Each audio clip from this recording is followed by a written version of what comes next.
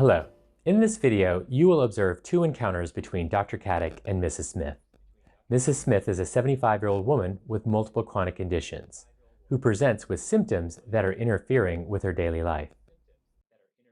In the first encounter, Dr. Catic uses a patient-centered usual care approach, but one that relies on single disease guidelines to address Mrs. Smith's primary symptom.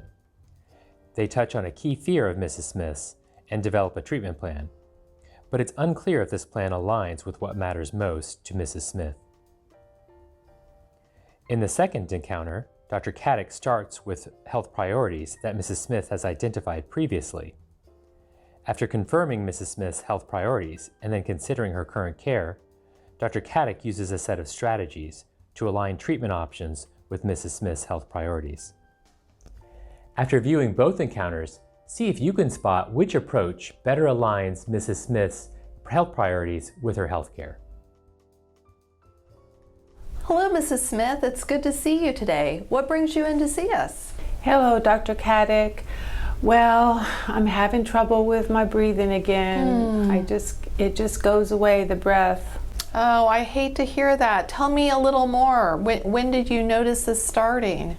When I do, a lot of walking or just more than walking around the house, I just have to stop. Okay. And has that been just recently or going on for a while? I noticed it got real bad last week by the end of the week, and I take care of my granddaughters, and by the end of the week, I could barely get through the day. Oh, I hate to hear that. I did notice that you've gained about 7 pounds since we last saw you, and even from here, I can see that your ankles are swollen. Has that been around the same period of time as the worsening shortness of breath? I don't like to talk about that weight thing, but I have noticed when I go to put my shoes on, and maybe over the last week or so, and I got kind of scared about the breath, and that's why I wanted to come in, because I don't want to go back in the hospital. In this routine, patient-centered encounter, Dr. Catic is encouraging and empathetic. Mrs. Smith feels welcome to express her concerns and fears. However, Dr. Catic does not explore Mrs. Smith's priorities for her care. No, I know you had a couple of admissions just in the last 6 months or so for the heart failure, so I'm glad that you came in. Now, you're on a number of medications for that. Are you taking the furosemide, the water pill, twice daily, first thing in the morning and midday as we've discussed? Because that's going to help keep this fluid off. Well, that's the pill that causes me some trouble. Yeah, because I know they call it the water pill. It makes me want to pee after I take it. So that kind of gets in the way of what I'm trying to do every day, because I take care of my granddaughters. And if I have to walk the older one to school and walk back, I can't be looking for a bathroom. So I'm just going to be honest with you, Doc. I'm not necessarily taking that every day 2 times. Okay, so sounds like maybe more once a day that you're getting that in? At least during the week. On the weekend, my husband will make sure, and I'm pretty good about doing it. But on the week, it doesn't work out for me. Okay, and what about your blood pressure pills? Are you getting those on a regular basis? Yeah, I take my, medicine, pretty well. You wrote it out for me, and I do that. Okay, so the furosemide's the main issue, it sounds like, with the medication. Yeah, that's the one that makes me go to the bathroom. Okay. Well, I'm worried that you may have to go back into the hospital if you keep building up the fluid and getting more short of breath. And I know you don't want that to happen. I don't want that to happen. So we really need to be following the guidelines to treat your heart failure. And part of that is taking the furosemide twice daily to get rid of this fluid. Dr. Catic understands that Mrs. Smith's daily activities are getting in the way of adhering to her treatment. Despite active listening, Dr. Catic is clear that evidence-based guidelines are the best way to determine treatment. This is the focus of usual care. I hear you say that's hard to do when you're walking your granddaughter, but you need to maybe adjust the schedule of either when you take her or when you take the furosemide, and figure out a way to get that in twice a day. That's going to be really important. Okay, well, it causes me problems, but I hear you, Doc. Well, I'll do the best I can to try to figure that out. Okay, well, I appreciate it, and let's plan to see you back in about 4 weeks and see how the shortness of breath and the weight is doing then, and then we'll take it from there. I used a patient-centered approach to identify Mrs. Smith's main symptoms of shortness of breath and increased fluid gain. If these symptoms persist, I am worried that she may end up in the hospital. Therefore, I recommended adherence with guideline-based therapy as the best solution. However, Mrs. Smith leaves feeling uncertain about the feasibility of the plan. Now we will see Dr. Catic and Mrs. Smith again, this time using a patient priorities approach to address the same clinical decision-making. Like many patients with multiple chronic conditions, Mrs. Smith has several things that could be contributing to her shortness of breath, which is her most bothersome symptom. In this encounter, Mrs. Smith has already met with a member of the healthcare team who worked with her to identify her priorities. Her health priorities included what matters most, her connection to her grandkids and being able to walk them to school, a specific outcome goal, walking her kids to school each morning without stopping, her care preferences, avoiding medications that interfere either with walking her grandkids to school or with sleeping, the one thing, avoiding the shortness of breath that's getting in the way of her daily walks to school. Dr. Catic has reviewed Mrs. Smith's identified priorities, which consist of what matters most to her, her health outcome goals, and her care preferences. And then she considered Mrs. Smith's multiple chronic conditions and her current care. She has identified an initial treatment to address her one thing. She believes this treatment can help Mrs. Smith achieve her goal while being respectful of her care preferences. Let's see how this patient priorities approach changes the interaction. Good morning, Mrs. Smith. It's nice to see you today. What brings you into clinic? Hello, Dr. Catic.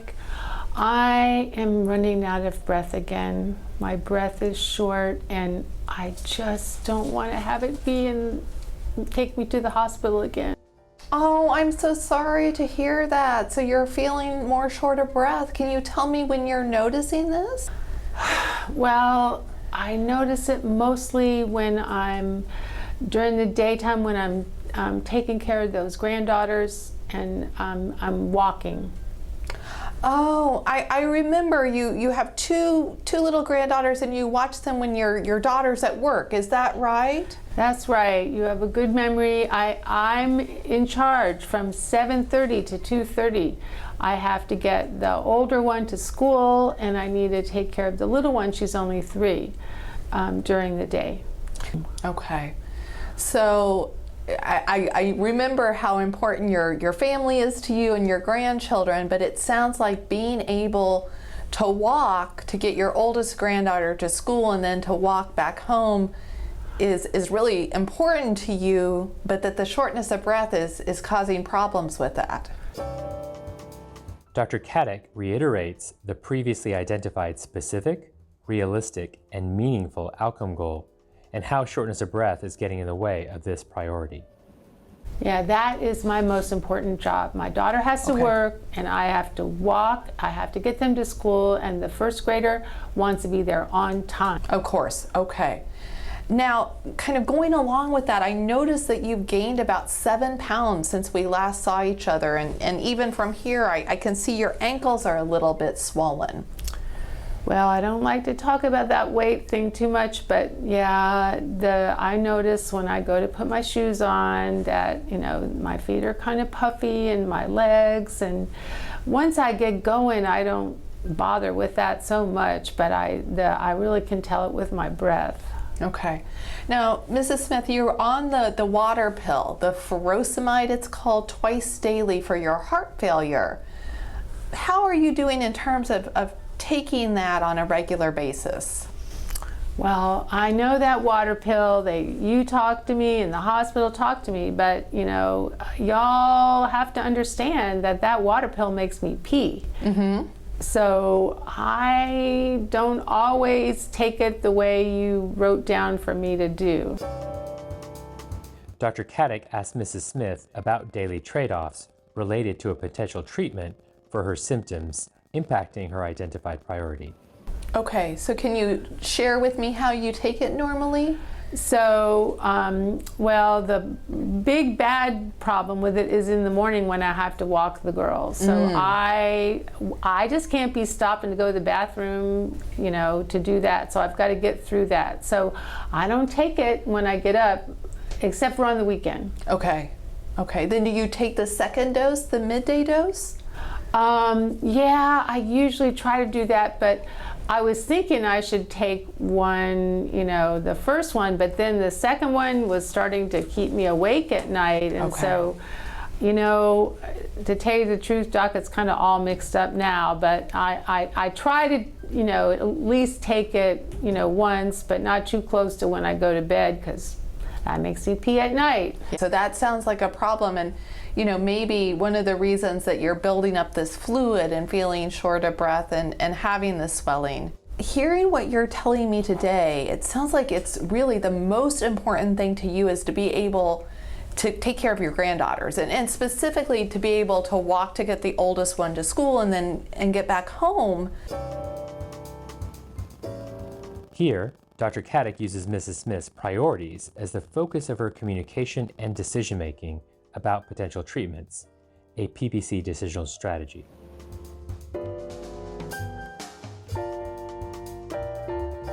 But some of the things that we've asked you to do, specifically that water pill's making that hard.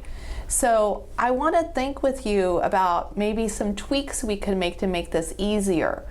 You know, I hear you, you can't be stopping to use the restroom if you're walking, but I wonder if we could make sure that you take that water pill, the furosemide, first thing when you get back after dropping her at school, and then you can have your second dose around noon, and then it's going to be out of your system by bedtime, so you're not up all night. Here, Dr. Catic is suggesting a trial of adjusting a medication based on achieving the identified outcome goal, another PPC decisional strategy. That still wouldn't be a problem, I guess. Okay. I mean, I don't go to bed too late because I got to have energy.